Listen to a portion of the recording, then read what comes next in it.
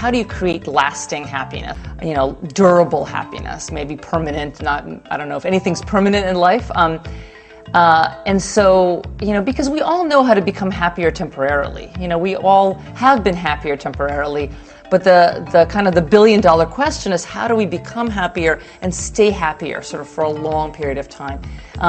And we have to do studies that last for years and years. We haven't done that yet, but we are trying to figure out sort of what strategies should people use that lend themselves to kind of lasting happiness. For example, one thing that I argue in my research and in my book, The How of Happiness, is that one should practice sort of what I call happiness increasing strategies, like trying to be more grateful for what you have, or doing acts of kindness for others, or trying to be optimistic.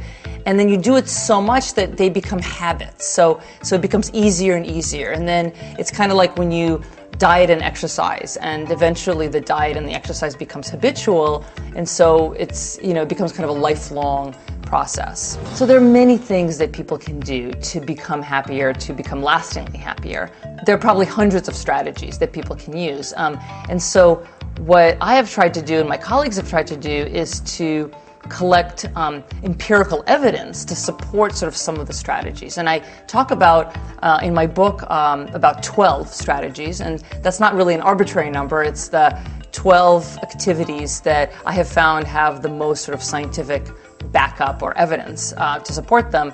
And so some of the examples are, I already mentioned, appreciating what you have, expressing gratitude, either just for the things in life like your health or your family, and also to individual people, writing a letter to your old history teacher and thanking them for how much, how they changed their life. In fact, one of my former students wrote me a letter just yesterday and saying that there was a seminar that she took 2 years ago that really changed her perspective, kind of almost changed her life. And I was really surprised to hear that, and she said it was really important for her to tell me that. And so that makes people really happy to express gratitude. And we do studies where we actually ask people to express gratitude on a regular basis, and we compare them to a control group that does not do that to see what makes people happier. Other activities include doing acts of kindness on a regular basis for others. So for example, every Monday, do 5 acts of kindness that you don't normally do. We've done studies to test that. Trying to be optimistic, we've done studies where people keep journals where they think about their life in the future, say in 10 years. Think about your life in 10 years and think about your dreams all coming true. You're married, you have kids, you have the job that you want to have, you live in the city where you want to live. And it's kind of like an optimistic exercise, trying to think about what your goals are and how you're going to achieve them.